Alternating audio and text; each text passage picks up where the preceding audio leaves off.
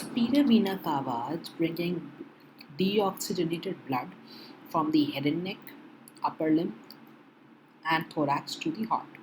The aorta and the pulmonary trunk are the only two exit channels from the heart developing from a single truncus arteriosus.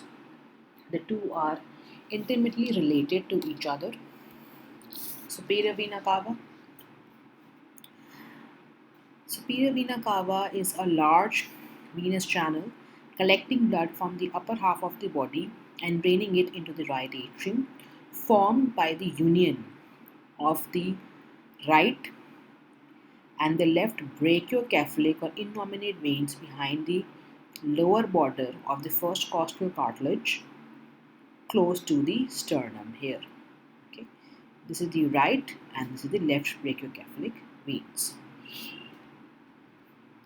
Each brachiocephalic vein, the right and the left, is formed behind the corresponding sternoclavicular joint by the union of the internal jugular vein and the subclavian vein, right?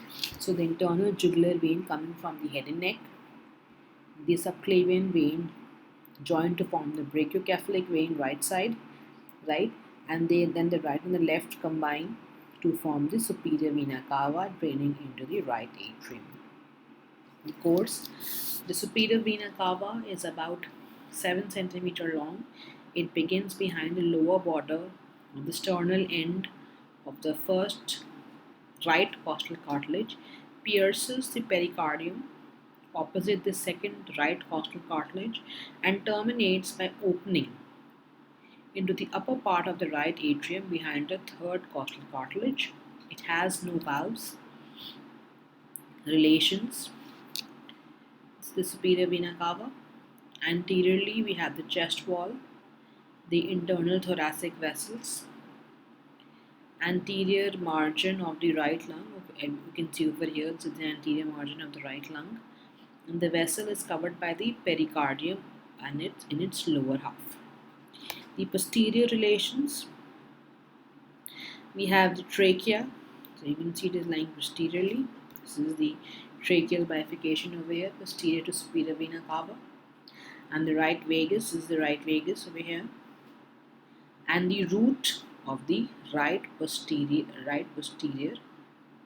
root of the right lung, posterior to the lower part, right? Medial relations, we have the medial relations, the ascending aorta, and this is the brachiocephalic artery. Laterally, we have the right phrenic nerve with the accompanying vessels, the right pleura, and the lung. Tributaries, the azygous vein arches over the root of the right lung and opens into the superior vena cava at the level of the second costal cartilage just before the latter enters into the pericardium. There are several small mediastinal and pericardial veins draining into the vena cava. Now,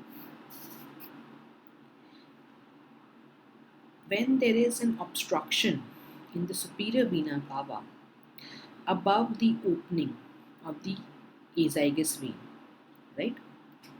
The venous blood from the upper half of the body is returned via the azygous vein, and the superficial veins are dilated onto the chest up to the costal margin.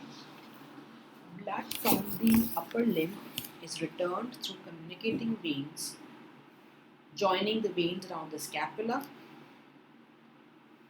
with the intercostal veins. The latter drains both sides drain into the vena azygos. Right? So we have an obstruction over here in the superior vena cava before the entry of vena azygos. So the venous blood from the upper limb is drained by the axillary vein, in turn drained by the subscapular vein, the circumflex scapular vein. There's an anastomosis around the scapula which communicates with the intercostal veins, the vena azygos, and then into the superior vena cava and the right atrium.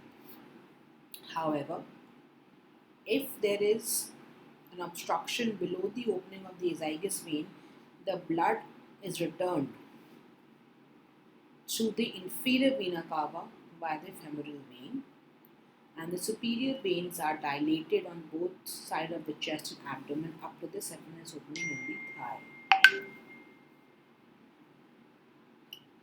Right?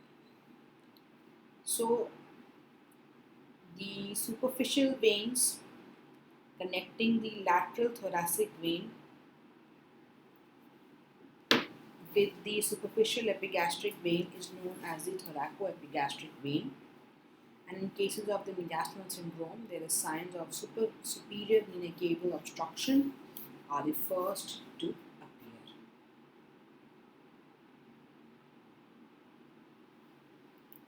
So, if there is a superior vena cava blockade, blood flows through the brachiocephalic vein, the axillary vein, lateral thoracic vein communicating vein, thoracoepigastric vein into superficial epigastric vein, great saphenous vein, femoral vein, inferior vena cava, and then the heart.